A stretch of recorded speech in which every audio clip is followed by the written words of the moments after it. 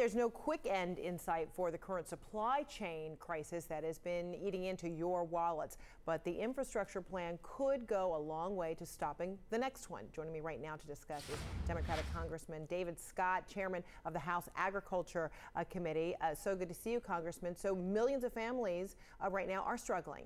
In what ways do you believe Americans will feel or see relief coming from this plan? Well, they will see some immediate relief in terms of jobs. In our rural communities, we were able to get $68 billion in to finally bring rural broadband to our rural communities. That is so vital. And also, we made many changes. The child tax credit. We must understand that we are going through a crisis. And when you're going through a crisis like COVID, that defines the whole thing. And so there are many, our women who are in the labor force. People don't understand that us men, we don't carry all of the load. There are children, there are differences here. And so I'm very delighted with it. I'm very happy with it. Here's the point that I think we need to get through. What a great moment for a great president. I say that because greatness is always measured on the valleys you got to climb out of, the hills, the mountains. Joe Biden did that. And for the fact that he has already moved to help us with our food supply and our supply chain, when he did the move to move in 24/7, which means we now can move freight and goods 24 hours a day, 7 days a week. People may think that's a small thing, but to get our drivers on the highways in the morning hours, in the hours when the roads are not clogged, it's a little thing, but it's a big thing, and I'm proud, very proud, to be here to help President Joe Biden with this great victory.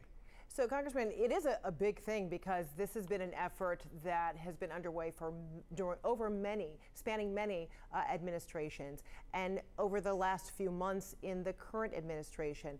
How much do you attribute this bipartisan support to the president perhaps leveraging in a way unlike he's been able to do in the last couple of months? He was able to leverage last night with some last-minute calls, nudging to members on both sides. Yeah, and that's the other important thing, Ms. Whitfield, and I'm glad you brought that up. There's been so much divide and interest pitting Democrats against Republicans. You recall back in the Obama administration when we had the big financial crisis. We didn't know what to do. I was here, played a role in that.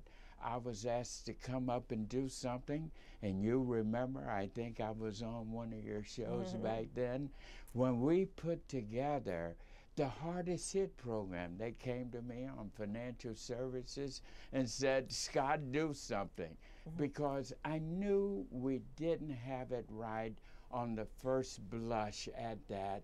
And so we did. It was the hardest hit. Down in Georgia, we got $339 million to be able to keep folks in their homes. A lot of shouts about it, but here's the deal.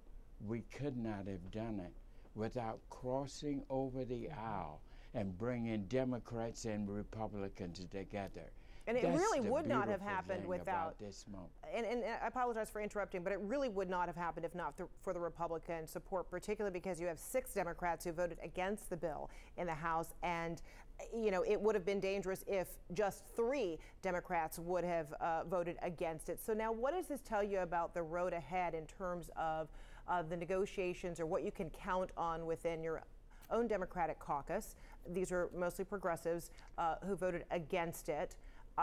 You can't necessarily, no one can presume that the Democrats are going to vote in some monolithic way. So clearly these 6 progressives, it's going to take a little bit more arm twisting to get them on board with the rest of the party and even those Republicans who voted for this package? Well, I think you have to understand that we have to let every member who comes here do their job the best way they feel they can do their job to please their constituents. And we all have different constituents.